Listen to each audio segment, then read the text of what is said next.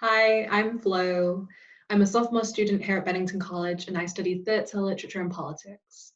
My plan explores why people fear what they don't identify with and how theatre and literature can be used to change this. During my second term here, I stage managed The Place We Built, the faculty play that spring. At the same time, I was taking comparative democratization. The Place We Built explored Hungary's political climate for the last 15 years.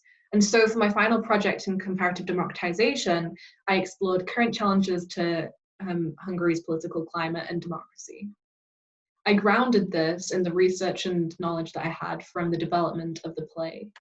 This was the first time that two classes I was taking worked in conjunction, and it was really useful for figuring out how I was going to integrate both theatre and politics into my plan.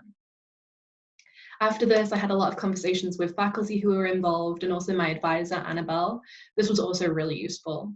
But I think something that has been really formative in my plan has been the fieldwork terms that I've had. So for my first fieldwork term, I worked with two places, Imaginative Theatre Company and Spectrum People Charity. Both of these organizations work with vulnerable people and provide opportunities and experiences that they might not normally have access to. I was working on two projects that made theatre more accessible.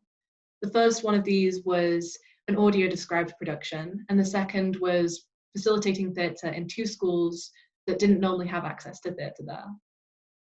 I really realized how theatre can be formative for a formative experience for those who are participating in it during that time. This year over fieldwork term, I worked with Slunglow Theatre Company. Slunglow Theatre Company is an incredible place, and I worked as a production assistant on a short film there. And that was incredible because of the people who were working there who were super fun, the fact that I was contributing and really creating meaningful work while I was there, and then also that they gave me really, really good food. um, and so while I was there, I got to test pyrotechnics. I was a member of the community cast there, and I also got to work with various members of the film crew.